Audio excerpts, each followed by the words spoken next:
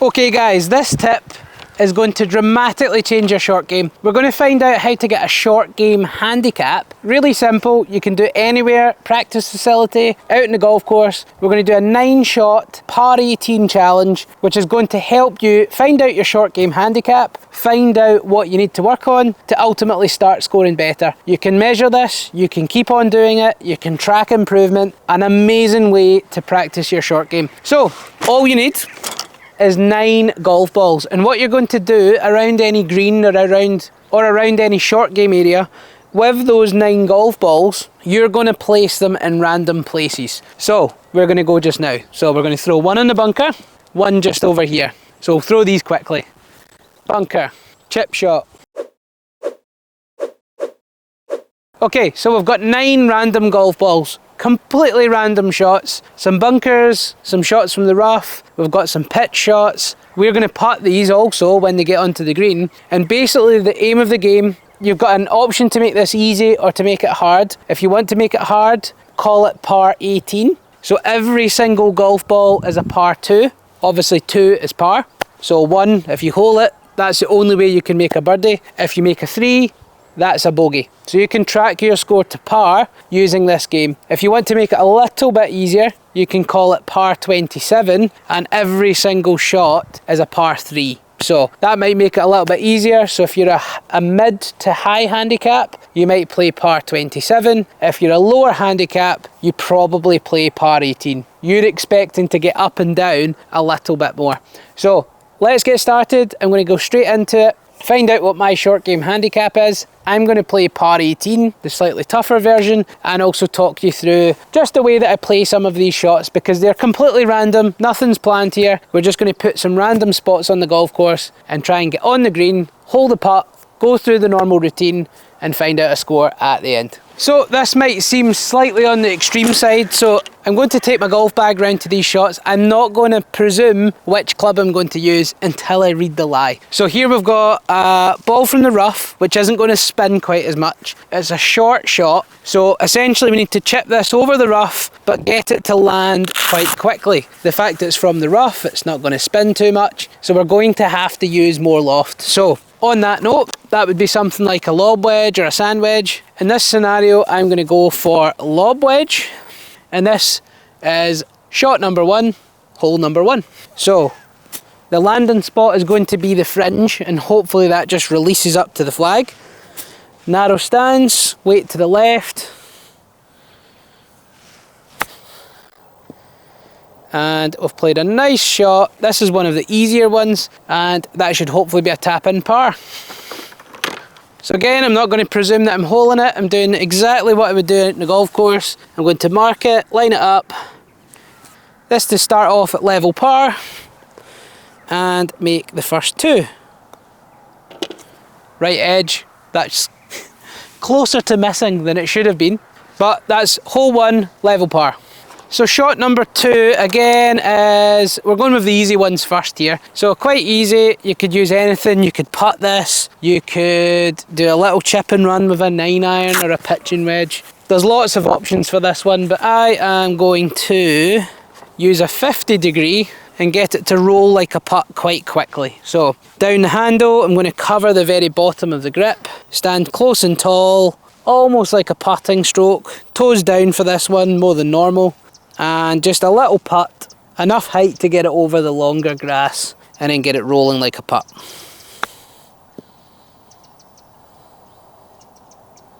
Ooh! So 1 under, might need that. There's some harder ones further down the line, which aren't guaranteed pars. So that gets us to 1 under, that is a birdie. That's quite rare when you play this game, unless your chipping's really good. So after 2 shots, we're 1 under par. So shot number 3, now we're on to a much trickier one. So from the rough, bunker in front, possibly about 3-4 yards of green, not much at all. So without any question, most lofted club in the bag is out. 58 degree, the face is going to be open, the grip has got to be light. You've got to be able to release the club and keep some loft on that club. You've got to almost accept that a good shot might be 5-10 feet away. You're unlikely to hit this ball really close. So you could pick a more conservative line, i.e. to the right is a longer portion of green, you might go in that line. To the left, you don't have to go over the bunker. That could be a good option, not to get it close, but to get it on the green and give yourself a chance of a 2-putt. So depending on how confident you are. So I'm going to grip this light, faces open, bit of rotation to make sure that I'm still having an appropriate amount of speed. Little bit long, but as I said before, 10 feet past, 12 feet past, not a bad shot, means that it's not anywhere near the bunker. A chance of par, so this would be one on the golf course. If you got up and down, you run to the next hole, because that's a great result. If you're 3 from here, it's not a disaster, it's not a bad. You wouldn't really lose shots on other players 3 shots from here. So up and down is really good if we can get it. Ball number 3 of par 18. We've got a par putt here. This for the 2. So we're going to go through the normal routine.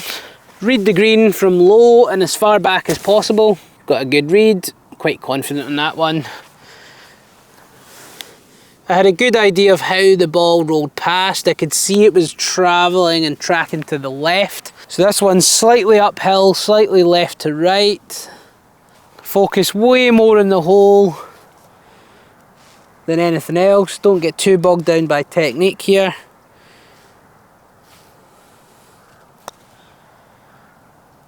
Whoa, and just missed. So that's a bogey and we're back to level par.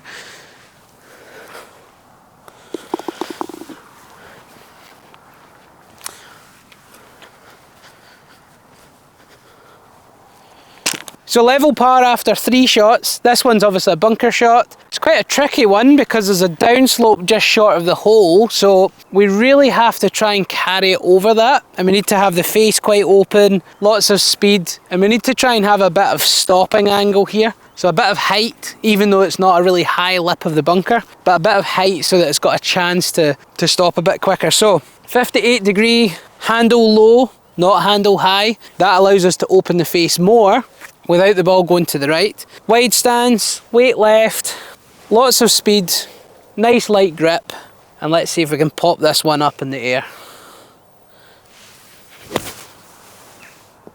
Sit. That's not bad from there. Not amazing, but it's not bad. That is a tricky 2, there's no doubt about it. We've started with a couple of easier ones and took advantage of them. And then when we find ourselves in the trickier scenario, then it's similar to the golf course. Take advantage of it when you've got a good chance. But when you've got these tricky scenarios, just play the right shot. Be conservative. You won't drop shots on the field. A lot of people would leave that in the bunker, land it on the downslope and run it off for miles. So if you get down in 3, it's not bad. Lower your expectation at times and accept that that shot, if you're in there in your tee shot, par 3, and you walk off with a bogey, it's not bad. It is actually pretty good. So sometimes just accepting that can really, really help your golf. You go into the next tee and you actually follow that up with a good hole rather than getting annoyed and possibly taking that to the next hole and then that's a bad hole rather than a good one. So ball number 4, shot number 2, putt for par. We've had a putt from over here, so we know it's uphill. We know it's left to right. I'm just going to double check it. Wouldn't want to rush this. So uphill, left to right, going for left edge. If I hit it firm, shouldn't break too much and hopefully have a good chance.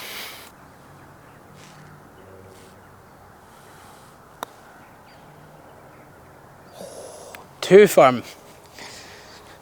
So we've dropped another shot. It started well.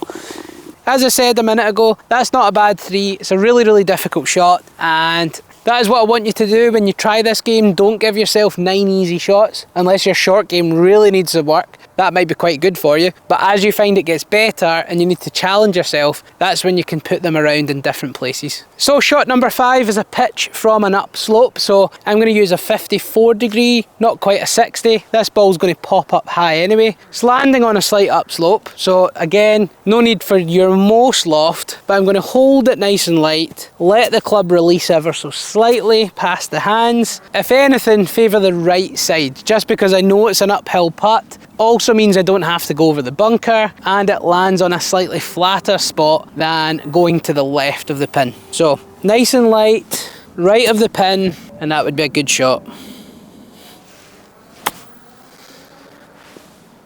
Steady. Oh, overcooked that a little bit, but it's a chance of a 2. So shot number 2, I am going to chip this. This grass is a little bit longer, so I'm just going to chip it over, allow it to roll like a putt. I can read that that's going right to left. And again, it's sort of toe down, down the bottom of the handle, weight left, and it's almost like a putting stroke here. Back and through, and lipped on that one, unfortunately. So that's put me down for a 3 on that one. That is me 2 over after 5 golf balls. So we've got 4 more to find out the final score.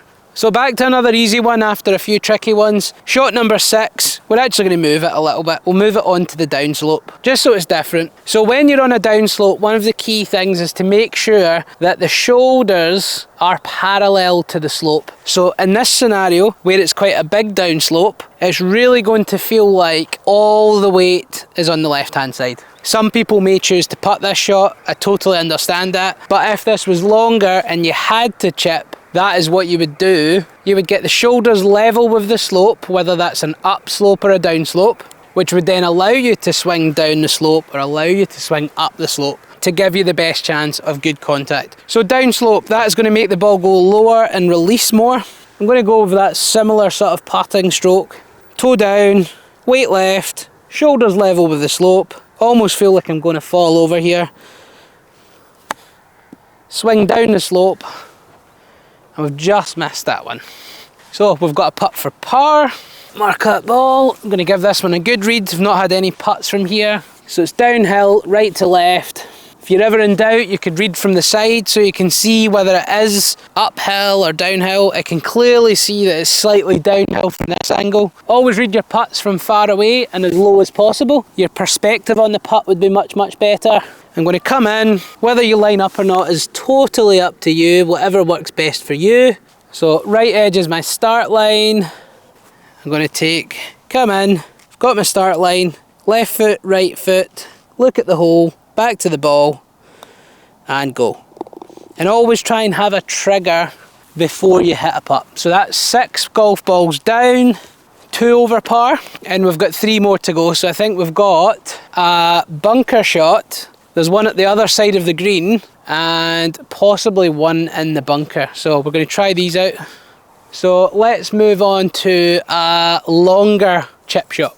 So this shot's a bit different to any of the others that we've played. We've obviously got the full green to play with. So basically all the options are available. You could 7-iron, chip and run. You could 9-iron, chip and run. If you like lob wedge, you could fly all the way. If you like sand wedge, you could use sand wedge. There's lots and lots of options that we can use here. I think in this scenario, I quite like to see the ball rolling like a putt quite quickly. Maybe not straight away. I think that would be quite variable. But there's a big bank that feeds off the bunker here. I think I want it to roll by the time it gets to that bank because I know it's going to go downhill to the right. So I want to try and land this probably about 2/3 of the way and let it roll the last third. So with that, I'm going to do a chip and run with a pitching wedge. So I'm going down the grip on the wedge. I'm standing close and tall.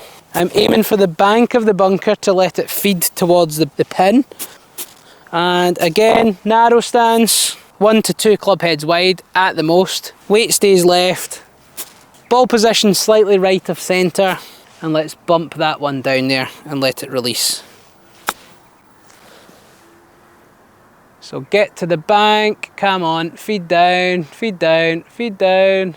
I just didn't quite get it up there as much as I should have. Or possibly if I used less loft, maybe a 9-iron or maybe an 8-iron, that would have just chased its way. Again, this could depend on the time of day. It's night time, it's later on in the evening, the grass is starting to get a little bit wet, the grass has grown throughout the day, so maybe early on in the morning when the greens have been cut, that would have got there. So that is part of this process. If you work on this and practice this way, you'll be able to adapt to different scenarios, which is ever changing, course to course, day to day. So it improves all your skill levels as a golfer, as well as improving you technically. So this is golf ball number 7, putt for par. We're currently 2 over, so mark it. Not a flag in guy, I must admit, not a fan.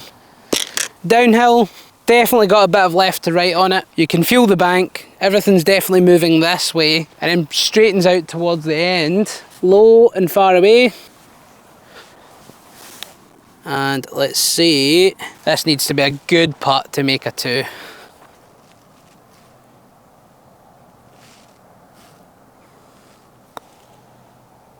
Oh, that is not enough. Not enough. So bogey on that one, 3 over. 3 over so far.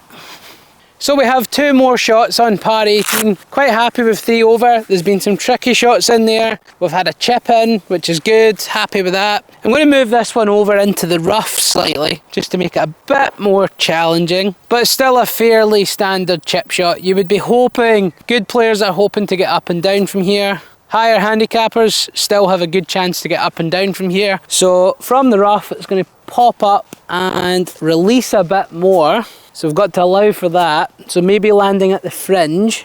Weight left. I've got 54 degree for this one.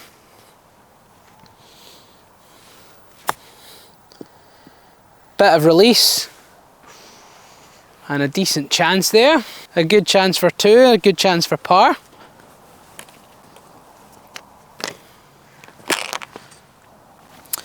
Okay, time to hole a putt. It's been a little while. So right edge here. Set up, left foot, right foot, trigger, back to the ball, and go. So we've made par, that is 8 balls down, 3 over par, 1 more to go, which is in the bunker, and quite happy, 3 over is a decent score. Obviously, the whole point in this is to do it, record it, find out what your short game handicap is, and start to work on the shots that you find you bogey or double bogey most often. So whether that's bunker shot, whether that's a pitch over the bunker, or maybe you're good at those and you struggle with the standard chip shots, it gives you a bit of a clue as to what you should work on. Then you can come back to this and then you can find out whether that's starting to lower your short game handicap. If it does, there's an excellent chance that makes its way onto the golf course and you start reducing your scores. So final shot of the par 18 challenge. Find out your short game handicap. We've got a bunker shot, quite a lot of sand, so we need to use the bounce, i.e. the sole of the club glides through, so we need the face more open. We need to make sure we've got a nice light grip where we're releasing the club head past the hands. It's not a driving, digging action here. That'll help pop the ball up. I've got 58 degree, so face open. The ball's also slightly above my feet, so with that I'm going to hold down the handle a little bit. Nice and light, and let that club release.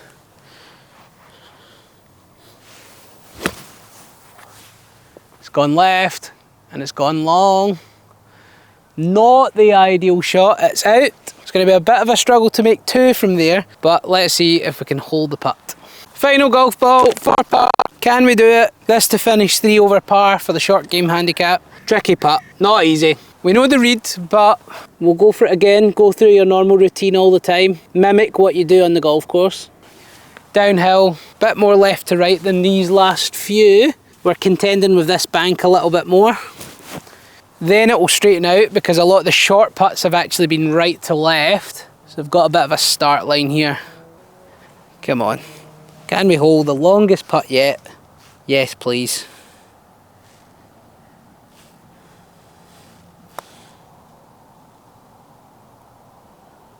Oh, I thought I had that there. So we've made 3, put me down for a bogey, which means that was a 4 over par 22 in total for the 9 shots. So that gives you a rough handicap. Once you've done it a few times, you will find that you get an average. And as I said, it's really good to identify what you need to work on. It's something you can track and measure. If you see the scores trending downwards, fantastic, that should make its way out onto the golf course. If you see this trending upwards, that's when you need to have a look at certain shots. You might need to go and get a lesson, or it gives you a really good idea of where you might lose shots on the golf course, in the Saturday Medal, whatever it may be. So it's a really good thing that you can try and it's definitely something that you should work on all the way through the year. Different conditions, you could have a summer short game handicap, you could have a winter short game handicap, you have a lot of different lies. This is something I would recommend all levels of golfers to do if you're looking to get better at golf. So if you found this video useful, click that like button, subscribe to the channel. There's 2 videos coming out every single week, and let's run a competition. Comment below how you get on with this, what your short game handicap is, what have you scored when you do this, and once we've got to 15 comments, I'm going to pick a winner to win 1 month of free coaching with me via the Skillest app. So it can be worldwide, anyone around the world. Comment below how you get on with your short game handicap, with your par 18 or your par 27. How do you get on? Comment below, and also make sure you check out some freebies, which does include a free lesson. So click the description link below. You'll see it here on the screen. It's a lesson via the Skillest app. So you can send some videos, you get an analysis, a video feedback, and I'll point you in the right direction of how you can start to improve your game. Once again, thanks for watching, and see you next time on the channel.